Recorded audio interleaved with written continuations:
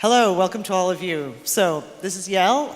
I am thrilled to have the honor to be on stage with all of you and with the woman who actually, you got her formal introduction there, but in fact, those of you who might have been reading will know that she was advertised as an all-round badass woman. And that, I think, there are a lot of us women out there who would like to have, ourselves described as that. How did that feel, Yael, to know that you're an all-round badass woman? Hi. Well, thank you as well for being here. It was actually great when TOA put out the speaker alert and I saw that they were describing me as an all-around badass woman. I admit it was pretty cool because even speaking out at all is a very new thing for me, so it was really comforting. And yeah, it also, I mean, at the end of the day, I want lots of young girls and young women to realize that they can do this really cool stuff too, so I liked it. Yeah, which I think is a really important message, to have out here, that a woman like yourself, and maybe you can talk a little bit about your journey. So you spent 16 years in public service. You were in some pretty interesting places. What drove you into public service? Why did you decide to go into global security and ultimately wind up working as an intelligence officer? So I always knew from a very young age that I wanted to be involved somehow in global affairs. It was that vague. I just knew I wanted to be involved in global affairs, whether that be on the foreign policy side or global development. I just had this fascination with the world. And at the age of 14, I told my parents, I want to get out of the United States, and they let me go off for a year at 15 in high school. So I started my international trek very young. Admittedly, I'll just say the CIA was never my first choice. I wanted to work at USAID or at State Department, and in 1999, when I finished grad school, they both had hiring freezes, and somehow the CIA did not, and they offered me a role, working on the part of the world that I was most interested in, which was Africa. Okay. Yeah, and so I kind of thought, I'm like this liberal from California who has a job offer to go work on Africa issues at the CIA. Sure, why not? So when you were in Africa, just doing some research on a bit of your background, you said that you spent a lot of time drinking tea. Now, I'm imagining drinking tea in East Africa is not the tea rooms of London that some people may know with scones and nice cups and harp music. Can you sort of walk us through what is drinking tea? I mean, it's more than just the act of a warm liquid in a cup, I believe. So unpack that for us. Sure. So that's a really interesting question. When I first went to Africa for the first time, I went to Senegal in, I think, 1994 or 95. I had a backpack and I was a college kid and I went and got sick and was just a complete mess the whole time. But would sit through these tea rituals. As you do. Yes, you do. And we'd sit through these tea rituals, and they would be like an hour-long ritual with 3 different cups of tea. And it was really a way to connect with people, to sit around, to drink, to chat. But then fast forward to when I spent 2 years in Kenya as a diplomat, really running a lot of our engagement with marginalized communities work. And that's when, there was no rules for how I was supposed to do this. It was just go out, meet these communities, get to know them. Let's be honest, at the end of the day, it's have them see that Americans are not all devils and that we know how to drink tea as well. Right. And so I would just sit and drink tea with sheikhs and imams along the Swahili coast near the Somalia border, and would really listen more than talk. Because at the end of the day, people want to be heard. And so we would drink tea for hours, and I would listen to their stories and be as open and honest as I could be, and really form some interesting connections that way. And those connections that you made through that, later, what did you do with them? Did they come in useful? Obviously, drinking tea was more than just a pastime, getting through your afternoon. Can you talk a little bit about what that led you to and what you were able ultimately to get out of that exercise? Sure. So, we don't really love to use the term hearts and minds, but a lot of this was kind of the hearts and minds type work where you're really just trying to build understanding with communities.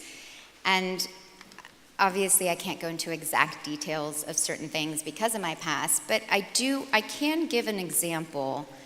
Years later, there was an operation where I was able to contribute to rescuing somebody. And the way we were able to get to that point was because years earlier, I had built these relationships with people who trusted me and I trusted them. And when I called on them years later to help me with certain information and to try to find this person, they trusted me, and they did. And I know that I was able to save a life at the end of the day because of that. And so it's that, more than anything, it's building trust through really authentically. And I know a lot of people are going to be skeptical because they're going to say, yeah, but you were there as a government employee. Were you really building connections? I was. I would go to their families' weddings. I would eat at their dinner tables. It was the most amazing part of my career, was having the opportunity to authentically connect with people, to try to figure out how we could get along better, understand each other better, but in the end, it also contributed to, for example, a rescue mission. To saving a life, which is amazing. Yeah. Okay, there's the skeptical element of people, saying, okay, you were with the government. What about those who say, okay, well, that's old school. We have social media now. I can connect to people on Facebook. I can connect to them on any number of different apps. I can stay in touch with people all over the globe. How do you see that? Where are these two in opposition with each other, or moving forward here now? Is there still room in the interconnected social media world for drinking tea? Oh, gosh, that is my favorite question ever. These are the things I think about now. I mean, obviously, Facebook and every other technology of that vein is doing amazing things to connect people around the world. But honestly, it's also one of my biggest concerns, is how much it's disconnecting us. How much, we all know the stories about the filter bubbles and all of these things that are happening. But my concern is that people are not connecting as authentically anymore, or that they're not realizing how to use the two together. I'm on Facebook. I keep in touch with people all over the world that way. But had that been the tool I was using when I was out in the field, I would have never actually built real trust with people. And so, I've been inspired since I've been here the last 2 days of some of the amazing technologies that, I feel too old to even understand. But I'm with you. Yeah, but I do really hope that there's a way for these technologies to make sure they're uniting us more than dividing us, because my biggest concern right now is how much, we see this being played out in the United States right now, how much we are becoming more divided rather than united. And I do believe social media, in a weird way, is playing a role in that, even though that was not social media's goal. Right. Which for you, this idea of polarization, more divided than united, is also somewhat of a personal one, because it led you to take a big leap in your own life. Could you talk to us about what led you to the decision then finally not only to leave public service, but to do something that you had spent the past 16 years being told not to do, which is to go open about your past, about some of those experiences that you actually can talk about. Yeah. Why are you here? How did you get here to join us? So it's true. I spent my entire government career, the 13 years while I was in and the few years after I left. I left 4 years ago. Not talking about my past. If I had met any of you 6 months ago, you would have definitely not known that I had spent time in the CIA, my friends. And it's not because I was some super covert operative, which I was not. It's not that I couldn't talk about it. I couldn't talk about it in a foreign audience, but it was also a personal choice. I didn't want people to necessarily associate me with something that they probably don't understand, so I've been hiding this for so long. But then when I started to see a year ago, as our elections were heating up, and I started to see my country become more and more polarized, and dangerously so, I didn't admit to my CIA past yet, but I first wrote a piece a year ago, really exploring how is it possible that I could sit down and have a more open discussion with a suspected terrorist or a radical Islamic cleric in East Africa than I can with an American on the opposite side of any political issue for me.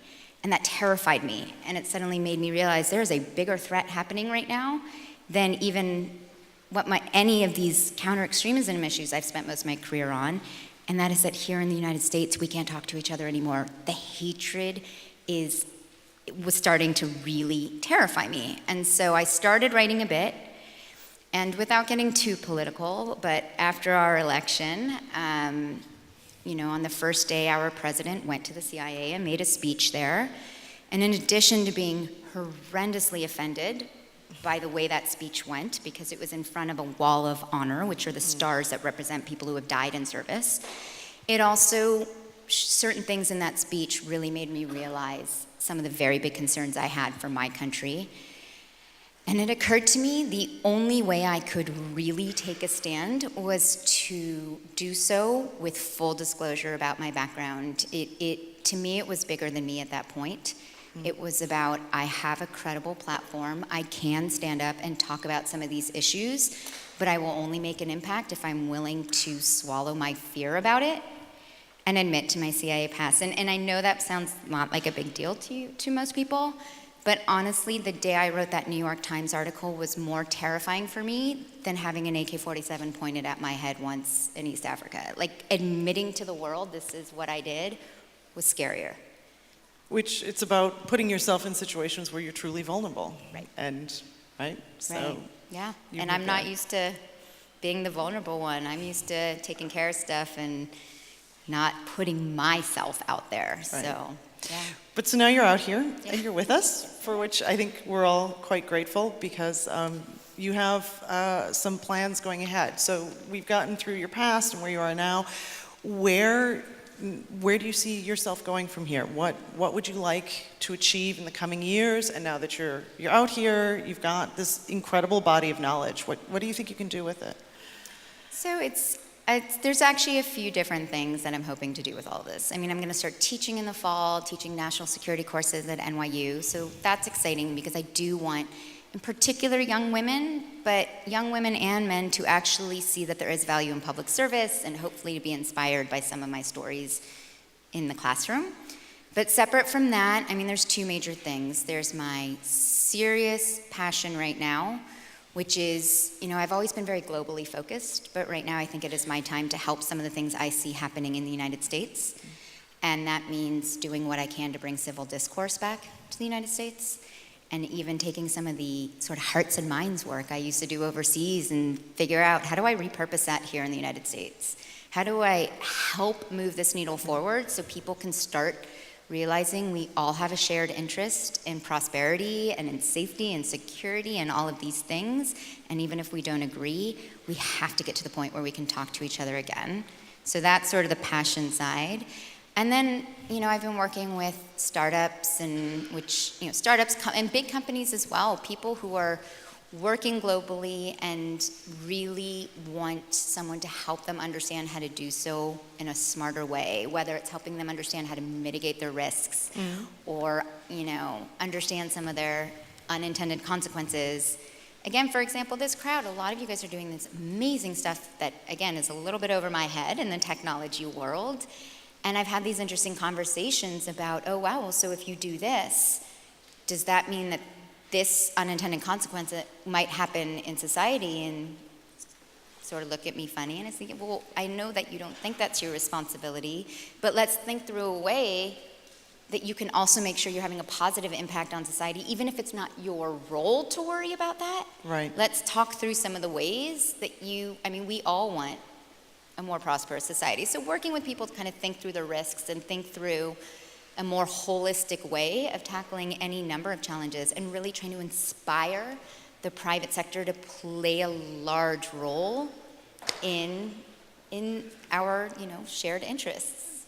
What would you like to see? So the private sector and tech, where do you see already that there are possibilities, that some of these goals that you have, some of this idea of translating the hearts and minds, for lack of a better word, right? This idea of connecting and of spreading understanding. What role do you think tech and entrepreneurs and some of these young people can play in that? Sure. I have no doubt that there are tech solutions to help this bringing people back together in more civil discourse. I really hope that a lot of the younger entrepreneurs also try to see how they can make sure that while technology can serve so many incredibly positive purposes, that at the end of the day, human connection and human empathy matters, and how to make sure to build some of that in. And then I would challenge everyone to really think about, are you willing to work with people who are not like-minded? And I know it's a little bit of a shift, but that is one of like the biggest things as well. More and more, we are only talking to, associating with, and working with people who are like-minded. And I really think all of your products and all of the things you're doing can only be enriched if you're willing to work with people who may be on the opposite side of an ideological fence from you, of different political party than you, different whatever, whether it's religion, race, anything. Do you have tips? You worked as an American woman in East Africa, a Muslim society. Do you have tips? Are there takeaways that you had that you think are useful, that you could pass on, that you could share? Like how do you traverse those boundaries? How can you open up to someone who you know actually thinks that they should hate you? Yeah, and at the end of the day, it's being willing to first and foremost listen. And that is difficult, especially when we are actually more connected to our phones now often than to that moment of drinking tea for 4 hours. Mm-hmm. But it's, I've always sort of been this outsider, right? I was this somewhat extroverted, bubbly young woman in the CIA, and most analysts are very sort of introverted and much more, so I was the opposite there. I worked in a pretty conservative society, and most of I also worked in-house at ExxonMobil, running their corporate social responsibility sort of measurement and evaluation and whatnot. But my intentional decision to go into places that I was not totally sure how I felt about and see from the inside, as opposed to screaming and judging from the outside, is what I've always done, and what is, at the end of the day, enriched my life. It's helping me see other people's perspective. Was the only way for me to accomplish certain goals. And so, in the age of technology, I have one friend, for example, I'll give an example from a friend of mine, created this app, and it's sort of based on the Tinder app. You swipe left, swipe right. But instead, he was pairing up people from the opposite side of the fence. You self-identify as a Republican or a Democrat. In the Middle East, you self-identify as a Palestinian or Israeli. And then he would only pair you up with the opposite. And this app was called Verona, and people were actually using it, and it kind of took off in the Middle East. And there were stories of Palestinians and Israelis getting together for coffee because they met on this app. So I would just challenge people to take the risk of working with, associating with, talking with people who are not like-minded. You don't have to agree at the end of that conversation, but you will be enriched if you are able to listen to their stories and see where they're coming from, and to share your stories. Speaking of which, so I've got my eye on the clock here. Do you have a favorite in the field story? Because whenever I've told people, I'm speaking with Yael, everyone has a million questions of what was it like? Do you have one story that for you could sum up the work that you did in public service, like something that really signifies what it meant for you to be serving your country out there and serving also a purpose that you really believed in? It's a little bit what I touched on earlier, but happy to tell a little bit more about that story. Again, I can't tell all the details, but it's interesting.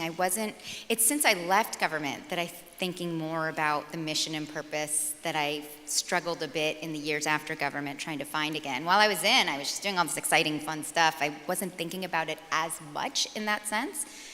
But yeah, again, at this moment where the team that I was working with was able to find a hostage somewhere in the world and was able to pinpoint the exact location and lead a rescue of this person. And again, that went back to work over years of having built trust with people. But my favorite moment in that story, we had worked around the clock. These folks were working day and night and that is our way. We will always work to find people and bring them home. Right. It was the next morning. It was an amazing rescue. This person came home safely. This person is now alive and with their family. And not one person bragged about it the next day. Not one person went onto Facebook. Nobody was high-fiving around the office. The next day, we all got on to the next case. And to me, I remember actually sitting back and going, that's pretty awesome. Because right now we're in a world of, self-promotion and bragging about ourselves all over the internet, and that's great. But to me, the most important moment was to all these folks, and they gave up time with their families and these really long hours to make this happen. It just was what they do. It was knowing that they got the job done. And the next day, nobody was given bonuses and nobody got accolades. It was like, good job, next. Nobody got thumbs up on Facebook. Yeah. So there's that knowing that you're serving something other than yourself and being able to be extremely proud of it, but not having to seek that gratification other than just knowing you did the right thing. Which is an interesting idea in this world where so many of us are so outwardly present, and where the idea is to sell yourself and sell your brand, that there's really actually very incredible, important work that maybe cannot be advertised, but still needs to be done at the end of the day. We only have a short period of time left, but I really would like to have you you've mentioned that you wanted to inspire women. Yeah, you've been out there as a woman. What have been some of the challenges of being a woman in that line of service? What are some of the toughest things that you've run up against? Sure. It's interesting. When I was younger and when I was in government, I didn't really think about it as much. It's interesting. In government, it's almost easier. Because even though, I know that sounds like a weird statement, okay. and I'll be happy to elaborate, but even though I was very much in male-dominant world, in the national security world, and I started before September 11th, it was definitely a male-dominant world. But in government, there's also rules and regulations, like you cannot stop a woman's progress just because she's a woman. So I don't know what they were saying about me in private, but at least in the meetings, if I was in charge, I was in charge. I found myself hardening myself in a way that's a bit unfortunate. But since leaving government, in the private sector, it's been harder. In the private sector, I've had men say things to me, I have to be honest, that have blown my mind. Things just straight to my face when I'm meeting with them or in interviews that were just, one man walked into my office one day and the first thing he said is, well, why is your office bigger than mine? And I stopped myself from saying, because my resume is bigger than yours. But I didn't. Which you clearly should have, as we see, right? I thought it was pretty obvious why my So next time you get that question, you know the answer. Yeah, but, and now, of course, I think it is amazing to see girls being more, I was one of those kids when I was... Were you bossy?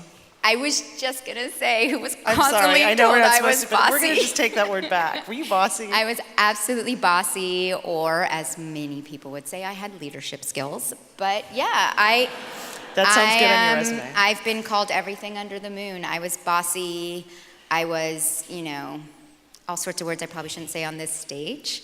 But it's been more interesting now, again, and the strange things people say to me. And I would just say, listen, we're all talking about getting more women in leadership positions, more women in the boardroom, more women.